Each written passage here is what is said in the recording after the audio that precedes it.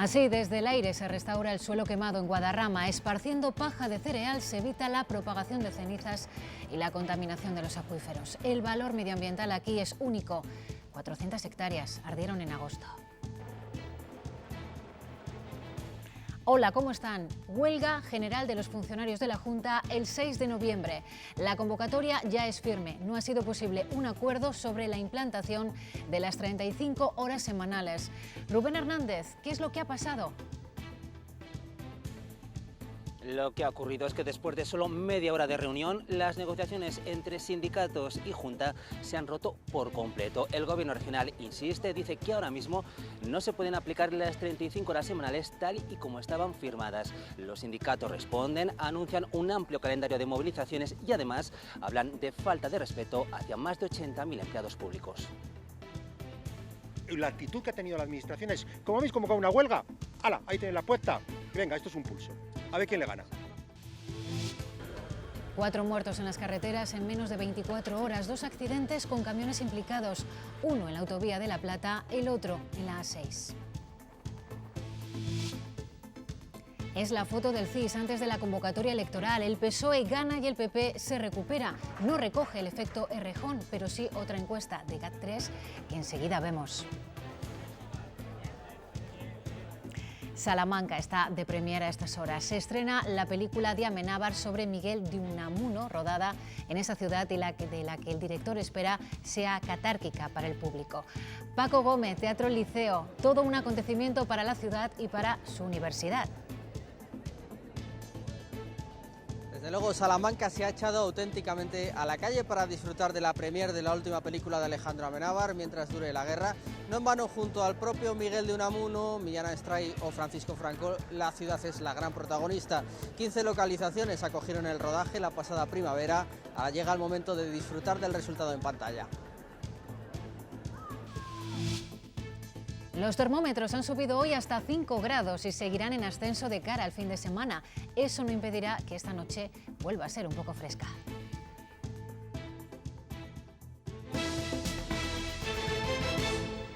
Poco más de media hora de reunión esta tarde para certificar el desacuerdo. Los sindicatos de la función pública y la Junta mantienen sus discrepancias sobre la implantación de las 35 horas semanales. Y esto significa que los sindicatos siguen adelante con su calendario de movilizaciones, incluida una huelga general el 6 de noviembre. Sede de la Consejería de Presidencia, Rubén Hernández, ¿qué cabe esperar ahora? Rotas las negociaciones, Alejandra, mañana se reunirán los sindicatos para cerrar su estrategia, aunque ya anuncian si la Junta quiere hablar con ellos, tendrá que recurrir al comité de huelga, porque ese es ya el gran objetivo, ese paro general para el 6 de noviembre al que están llamados más de 80.000 empleados públicos de toda la comunidad. También va a haber numerosas concentraciones, va a haber paros parciales, porque dicen los sindicatos, no se comprende que la Junta diga que no hay dinero para aplicar ahora las 35 horas semanales y, sin embargo, la Junta anuncia también que va a suprimir impuestos como el de sucesiones. Tachan de sinsentido, acusan de cinismo a la administración y creen que han usado el acuerdo de las 35 horas con fines electoralistas. En mayo tenían dinero, ahora no, de hecho tenían dinero cuando han bajado impuestos y ahora en octubre no tienen dinero. Los sindicatos están indignados. La palabra voluntad es lo único que hemos oído, pero negociación cero, porque se han levantado de la mesa. La actitud que ha tenido la administración es, como habéis convocado una huelga, ¡hala! Ahí tenéis la puesta, venga, esto es un pulso. Lo peor de la reunión pues es la sonrisa del consejero, porque parece que se estaba riendo de los 85.000 empleados públicos. El consejero de la Presidencia, el único que ha asistido al encuentro, les ha trasladado, dicen, su voluntad para negociar otros asuntos como la carrera profesional y que ha enviado una carta al Ministerio en busca de soluciones para las 35 horas semanales. Los sindicatos ahora estudiarán cómo van a enfocar esa negociación. Eso hay que estudiarlo. Y dan por convocadas las movilizaciones que habían anunciado este miércoles, que arrancan el 3 de octubre con movilizaciones provinciales y acaban el 6 de noviembre con una huelga general. Hoy no han querido cumplir el acuerdo, van a tener que negociar, pero con el comité de huelga. Este jueves ya lo han pedido a voces ante la sede de la Presidencia y hacen un llamamiento para que los funcionarios secunden la huelga de forma masiva.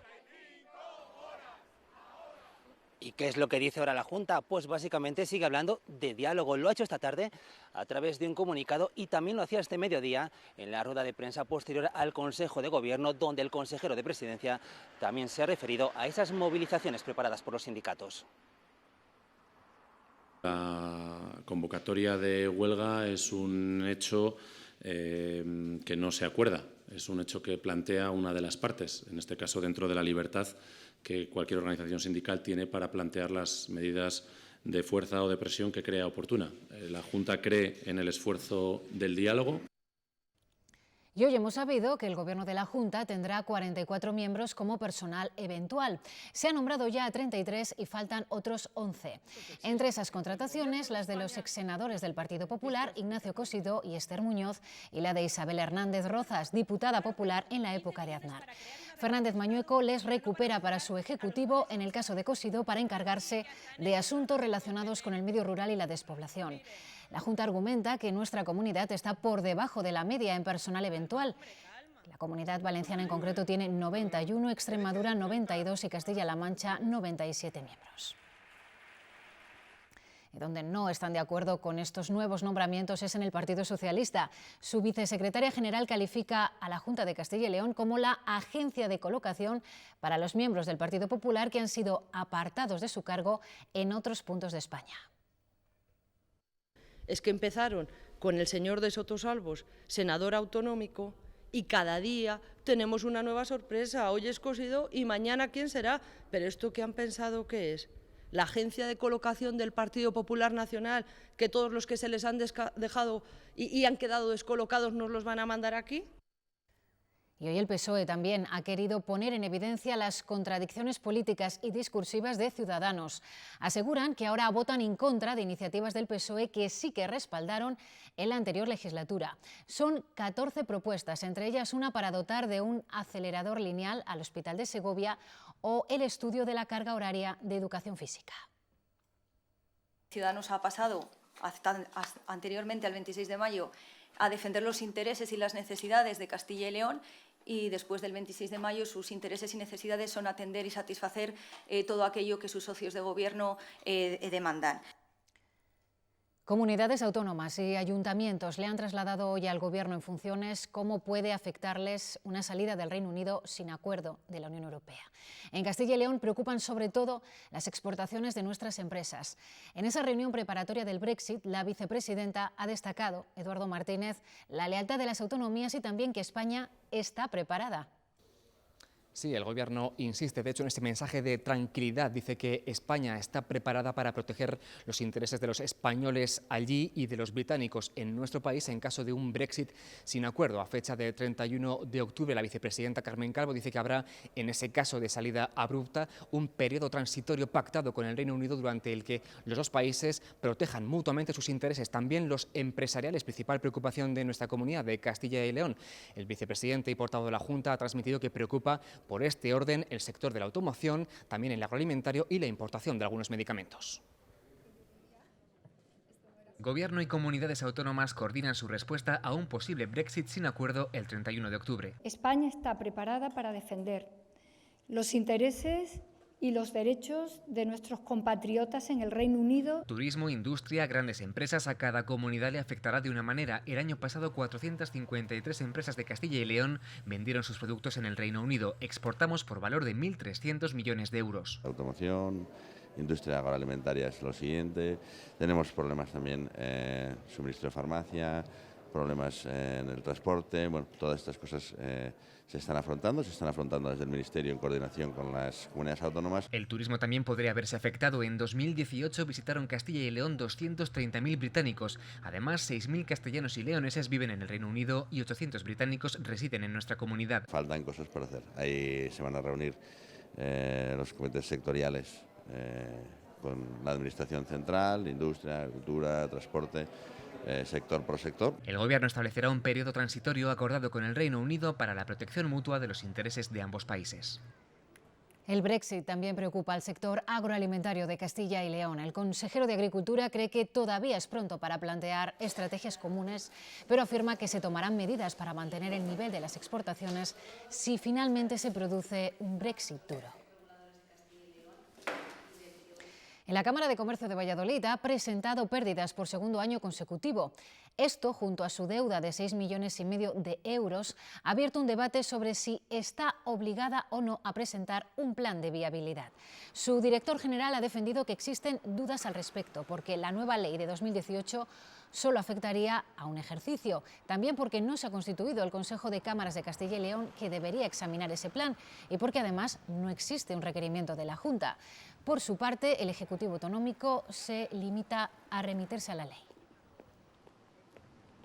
Hemos estudiado eso e incluso vamos a solicitar aclaración a la Junta de Castilla y León, pero en ningún momento y en ningún caso hemos dicho que no se vaya a presentar. Simplemente estamos viendo esos 3 problemas que les he indicado. Que usted ha mencionado, igual que todas las personas que están trabajando como personal eventual de la Junta de Castilla y León, asociada a las distintas consejerías o al gabinete de la presidencia, son personas que evidentemente tienen perfiles que acreditan que pueden desarrollar un trabajo técnico conforme a las encomiendas que se les vayan a hacer, y este no es un caso distinto. Por tanto, en ese contexto circunscribo esta cuestión. El CIS ha dado hoy a conocer el resultado de una encuesta realizada días antes de la convocatoria de elecciones y sin incluir todavía el efecto de Más País, de Íñigo Errejón. Esa encuesta, por publicarse ya en periodo electoral, recoge la estimación de voto, esto es, la cocina. Y según su proyección, el PSOE volvería a ganar las elecciones, con más apoyos que el 28 de abril y doblando en porcentaje de votos al Partido Popular, que también crece. El Partido Socialista será con diferencia la opción más votada el próximo 10 de noviembre, o eso es al menos lo que dice el último estudio del CIS. Según sus datos, el PSOE sumará más del 34% de los votos, casi 7 puntos más que en las elecciones de abril. Detrás, con la mitad de seguimiento, el PP, que crece respecto a los últimos comicios. Unidas Podemos también ganaría apoyos con el 15,5% de los sufragios, mientras que Ciudadanos retrocedería de forma importante, 3 puntos menos. Vox también caería. Frente a CIS anteriores, en este se ha vuelto a cambiar el método y se habla otra vez de estimaciones de voto, como fue realizado entre el 1 y el 18 de septiembre, apenas y respuestas con las nuevas elecciones ya en marcha. Más actual, el barómetro realizado esta semana por GAT3 para ABC. Aquí el PSOE sería el claro ganador, pero perdería escaños, pasaría de los 123 actuales a 121. El PP se recuperaría notablemente y saltaría de 66 diputados a 97. 8 perdería Unidas Podemos y Ciudadanos se desplomaría con 25 escaños menos. El partido de Errejón, Más País, según esta encuesta, debutaría en el Congreso con 9 asientos. El PSOE mantiene la prudencia ante estos datos, la oposición vuelve a cargar contra Tezanos, pero hoy en algo no se han mostrado tan distantes, en su valoración de la entrada en escena de Más País. Es una enmienda, en definitiva, no sé si a la totalidad o parcial, a lo que ha significado Unidas Podemos y lo que ha venido haciendo en relación al Partido Socialista Obrero Español en el último periodo. Habrá que preguntarle a esta escisión de Podemos y a esta escisión en parte también del votante socialista por qué ha sucedido. Quizá tiene que ver con el desencuentro y con la lucha de egos entre Pablo Iglesias y Pedro Sánchez. Un juez de la Audiencia Nacional ha decretado prisión sin fianza para 7 de los 9 miembros de los Comités de Defensa de la República por presuntamente planear atentados en Cataluña. Lo ha hecho tras interrogar a los arrestados. 2 de ellos han reconocido la compra de precursores para fabricar artefactos explosivos caseros. Dicen que su intención era realizar sabotajes con los que solo querían hacer ruido entre el aniversario del referéndum ilegal y la sentencia del Procés. El gerente de Magrudis y uno de sus hijos han entrado hoy en prisión provisional sin fianza por el brote de listeriosis en la carne mechada.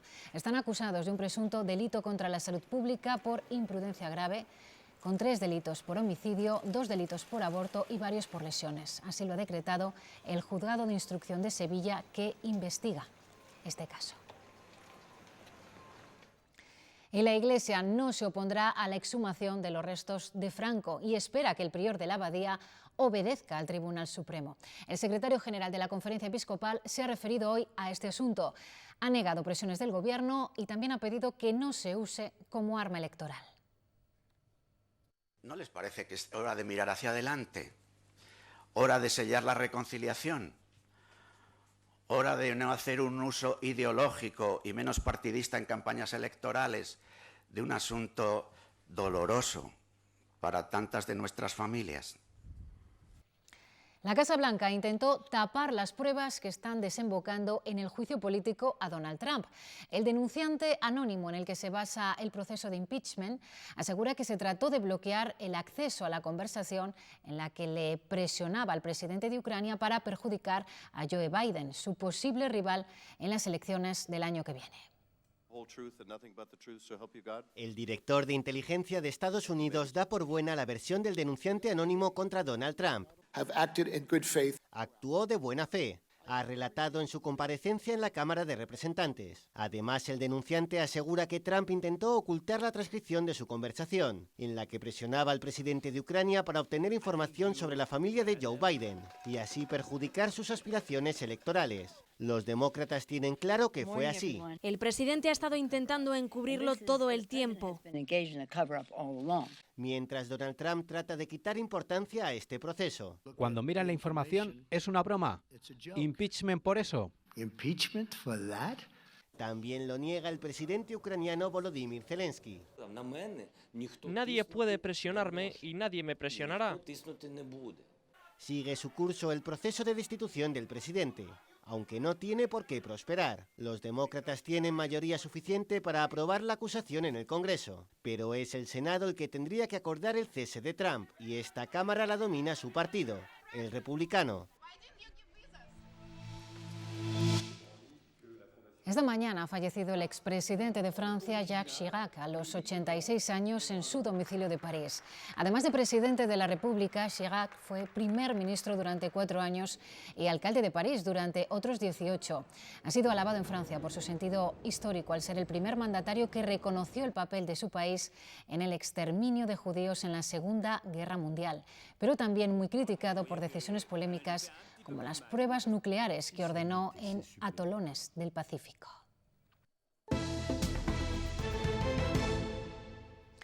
...400 hectáreas. Arrasó el fuego en agosto en la Sierra de Guadarrama. Afectó también al Parque Natural.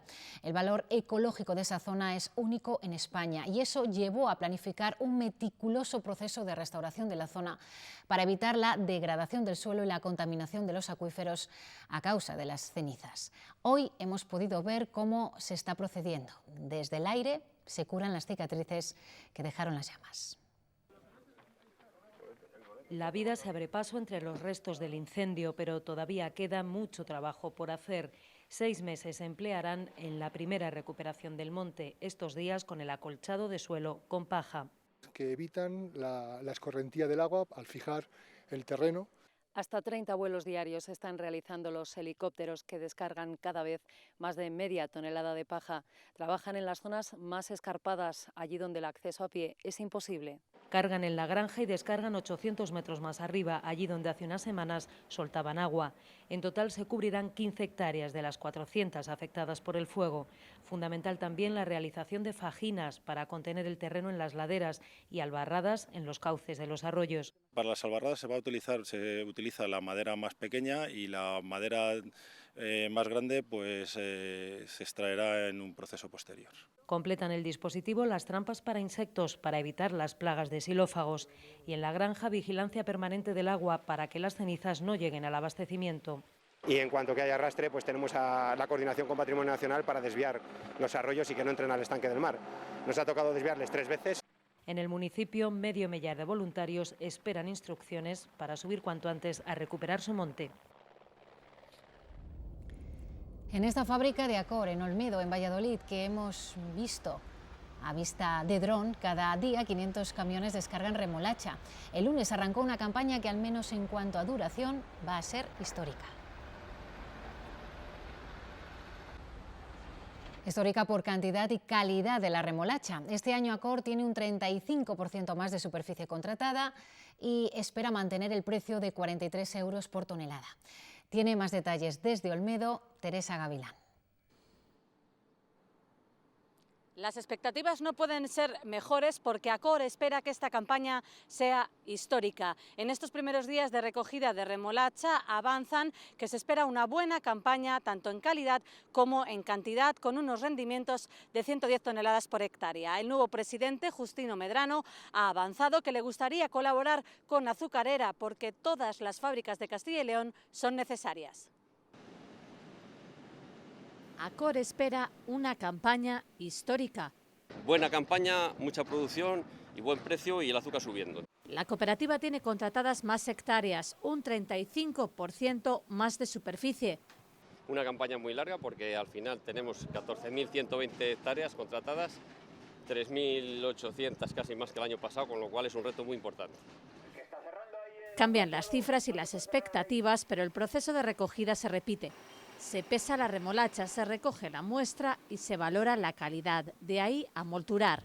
Si se estabiliza el precio, creemos que se pueden defender perfectamente los 42 euros e incluso dar retorno al socio, que es lo que están pidiendo. Estas instalaciones se ampliarán para aumentar la producción un 77%.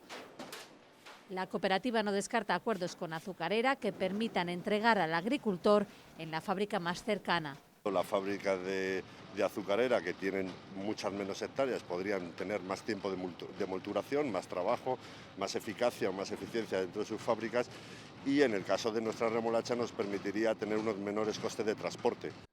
Eso será en un futuro. De momento este año llegarán hasta aquí 1,5 millones de toneladas de remolacha. Las últimas 24 horas han sido trágicas en las carreteras de la comunidad. 3 personas murieron anoche en un accidente de tráfico en la A66, a la altura de Montamarta, en Zamora. 2 de ellos viajaban en un turismo que colisionó contra un camión que estaba parado en el arcén. Este es el estado en el que quedó el coche al colisionar contra el camión en este punto de la autovía A66. Ocurrió a la altura de Montamarta. 2 de los ocupantes, de 16 y 21 años, fallecían en el acto, mientras el conductor del vehículo resultaba herido leve. El tercer fallecido era el ocupante del camión, que en el momento del impacto se encontraba fuera de la cabina en la calzada. El varón de 48 años fallecía 2 horas después en el hospital. Ha sido una noche muy dura, sigo diciendo, hemos dormido todos muy poco.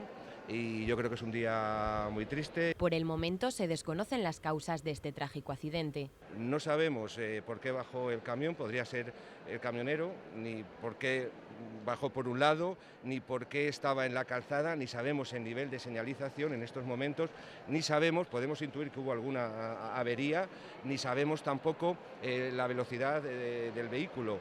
Un accidente complicado. Por ahora se sigue trabajando en el atestado. Y 12 horas después de este terrible accidente se producía otro accidente mortal, esta vez en la autovía A6, a su paso por Ponferrada. Trágico septiembre en las carreteras de la comarca del Bierzo. Un transportista falleció después de un accidente en el que se vieron implicados su camión y otro coche, convirtiéndose en la tercera víctima en 2 semanas. Por la información recogida en el lugar, el camión arrolló a un vehículo que estaba detenido averiado en el arcén. Volcó por el margen derecho y posteriormente se incendió. Para el auxilio fueron movilizadas varias dotaciones de los bomberos de Ponferrada, que tuvieron que sofocar el incendio del camión antes de recuperar los restos carbonizados del infortunado transportista. El siniestro se producía poco antes de las 12 de la mañana en el kilómetro 385 de la autovía del noroeste sentido Galicia. La Guardia Civil reguló el importante tráfico, pero solo fue necesario cortar uno de los carriles. También fue activada una brigada de bomberos forestales que sofocó un pequeño conato al lado de la carretera, consecuencia del incendio del camión. El viceconsejero de Cultura de la Junta ha asegurado hoy en Ponferrada que los nuevos modelos de gestión serán un asunto prioritario para la consejería durante la legislatura que acaba de comenzar. Estimamos que el patrimonio es algo vivo, que la consideración de aquello que es patrimonio también varía con el tiempo y varía en función de diversos condicionantes sociales, y apostamos firmemente por el patrimonio minero y geológico. Declaraciones de Fernández Sobrino en Ponferrada, que acoge hasta el domingo la 18ª edición del Congreso de la Sociedad Española para la Defensa del Patrimonio Geológico y Minero. Interés destacado en la comunidad científica, ya que hay 105 inscritos de España, Reino Unido e Hispanoamérica.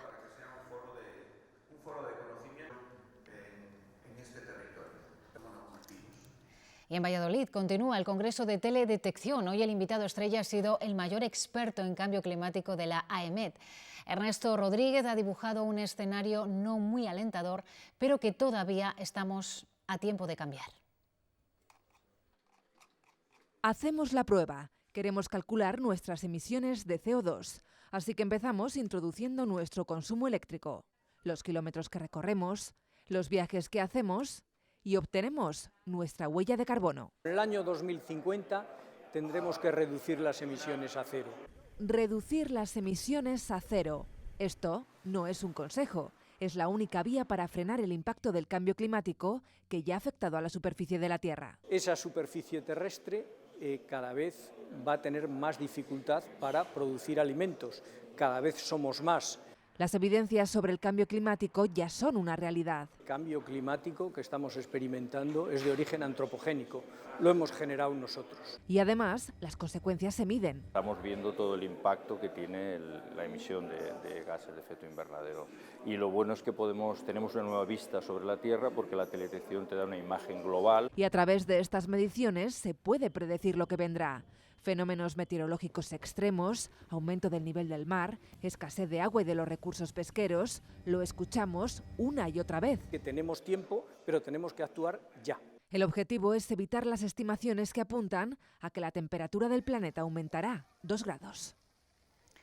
Aumentan las personas que viven en la calle y que necesitan ayuda. 18.000 indigentes en España acudieron cada día a los albergues para las personas sin hogar en 2018. Según el INE, la mayoría son hombres, muchos son inmigrantes y casi el 20% tiene problemas de adicción a drogas o alcohol. Los centros de Castilla y León atendieron a 1.200 personas, con el menor gasto de todo el país. El actor Damián Alcolea vive con un trastorno obsesivo-compulsivo. Su problema no le impide acercarse a los demás a través de charlas en las que explica la naturalidad con la que afronta su día a día. Lo que intento es siempre lanzar un mensaje de esperanza, pero también trato de no ser demasiado naif y de reconocer la responsabilidad que todos tenemos, ¿no? Antes estabais hablando del empleo y yo creo que todos tenemos una gran responsabilidad ahí y una gran responsabilidad a la hora de romper el estigma que conlleva vivir con malestar psíquico, ¿no? Y él ha sido uno de los galardonados en los premios que otorga la Federación de Salud Mental de Castilla y León.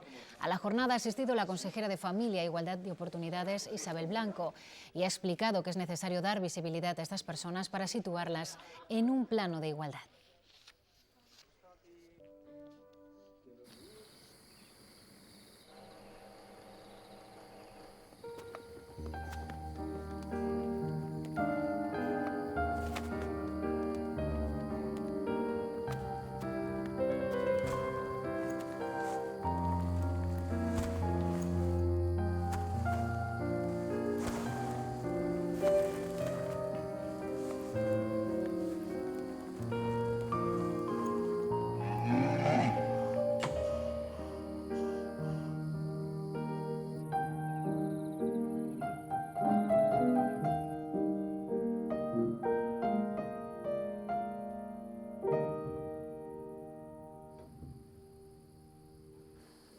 Dar el mejor descanso a las vacas es uno de los requisitos fundamentales para la obtención del certificado de bienestar animal.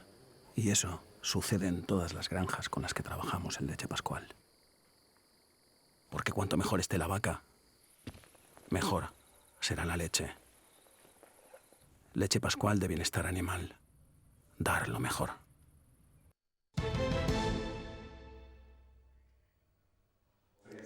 Raya Diplomática, la revista de diplomacia y negocios de la península ibérica, celebra su primer aniversario y lo hace con un acto sobre el emprendimiento a uno y otro lado de la frontera con Portugal.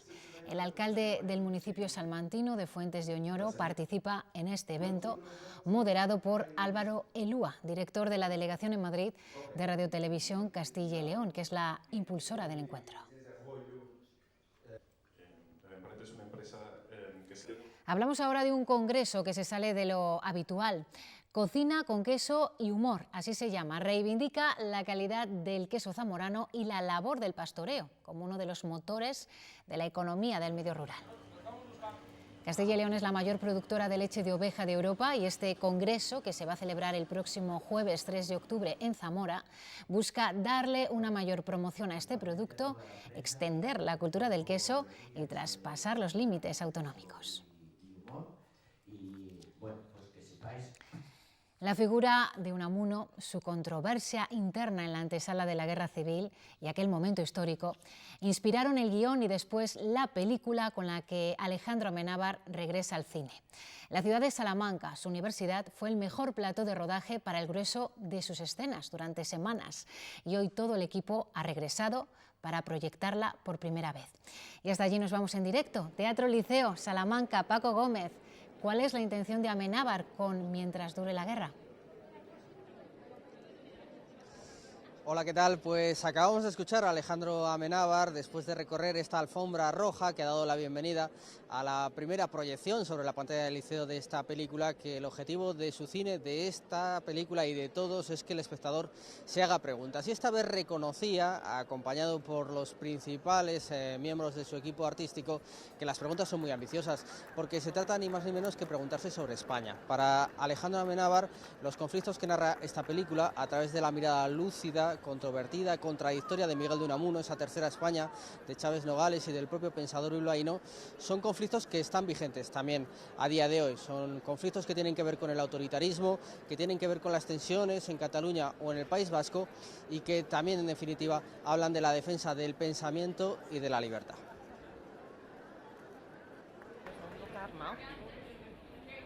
La Plaza Mayor de Salamanca, vestida de los años 30, tomada por militares que anuncian la guerra civil, mientras un apresurado Alejandro Amenábar dirigía un rodaje que duró 2 largas semanas, condensado en 100 minutos de historia.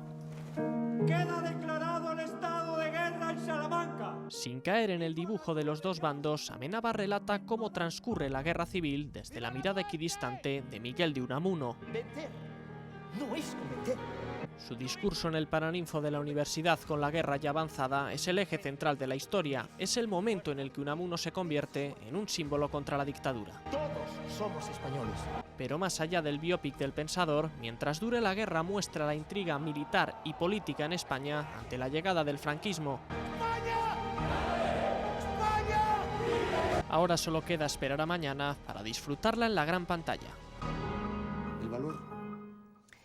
El arte y el espíritu de Miró ha llegado a Valladolid y lo ha hecho a través de 30 esculturas de yeso, de las cuales la mayoría nunca habían sido expuestas. El estilo surrealista del artista convivirá con los más puros aires escultóricos griegos y romanos hasta marzo de 2020. La exposición se muestra en la Casa del Sol del Museo Nacional de Escultura de Valladolid. Toda una oportunidad que nosotros les vamos a ofrecer en formato muy breve. Así nos vamos a despedir. Ahora llegan los deportes y nos vemos mañana a las 8:30, ya lo saben. Feliz noche. 30 modelos de yeso forman la exposición Miró, la Musa Blanca, unas esculturas que su familia ha ido recuperando de distintas fundiciones y de su taller, donde se encontraban desterradas de las exposiciones, a pesar de que el artista siempre tuvo intención de mostrarlas al público. Miró nos dejó hace 35 años, pero hoy lo siento más vivo que nunca aquí en Valladolid, porque estos yesos, las escayolas, él las creó, las hizo y forman parte de su creatividad y de su volumetría para dar vida a los sueños que tenía gracias a la gran escuela del surrealismo. Estas estatuillas conviven en una perfecta armonía con yesos centenarios pertenecientes a la antigüedad griega y romana. En medio de diosas, centauros y Venus forman islotes de contemporaneidad que dialogan con el pasado ancestral. Hermanadas unas y otras, las clásicas y las modernas, por la misma vitalidad mediterránea y solar, y por el pálido material en que están fabricadas, ofrecen al visitante motivos de reflexión sobre la técnica, su eficacia como material artístico durante milenios. La muestra se podrá visitar hasta el 15 de marzo en la Casa del Sol del Museo Nacional de Escultura de Valladolid.